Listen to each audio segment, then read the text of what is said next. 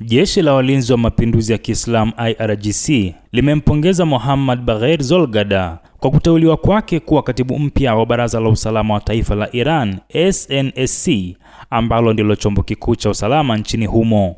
Katika taarifa iliyotolewa siku ya Jumatano, IRGC imemtaja Zolgada kama mmoja wa rasilimali muhimu za kudumu za mapinduzi ya Kiislamu, ikisifu rekodi yake ya miongo kadhaa ya utumishi katika nyakati muhimu za historia ya kisiasa ya nchi hiyo.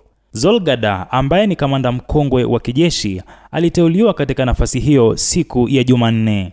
Uteuzi huu ulitangazwa na Sayyid Mehdi Tabatabai, naibu wa mawasiliano na habari katika ofisi ya Rais wa Iran, kupitia chapisho kwenye mtandao wa kijamii wa X.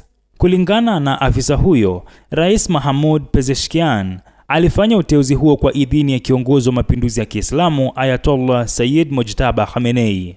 Taarifa ya IRGC ilisisitiza ushiriki mpana wa Zolgada katika nyanja mbalimbali, ikiwa ni pamoja na mapambano dhidi ya utawala wa zamani wa Pahlavi uliokuwa ukiungwa mkono na nchi za Magharibi, operesheni za kupambana na ugaidi dhidi ya kundi la MKO, ushiriki katika vita vya miaka 8 vya Iran na Iraq katika miaka ya 1980 na juhudi za kuzima njama mbalimbali dhidi ya Jamhuri ya Kiislamu.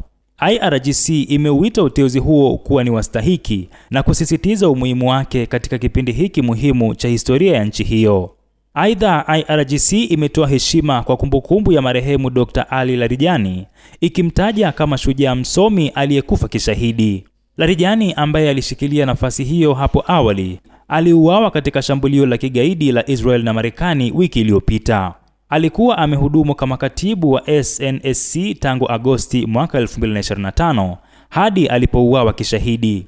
Uteuzi wa Zolgada unakuja wakati Iran ikikabiliwa na changamoto kubwa za kiusalama na kikanda, huku uzoefu wake wa kijeshi na kimkakati ukitarajiwa kuwa na mchango mkubwa katika kuongoza sera za usalama za nchi hiyo.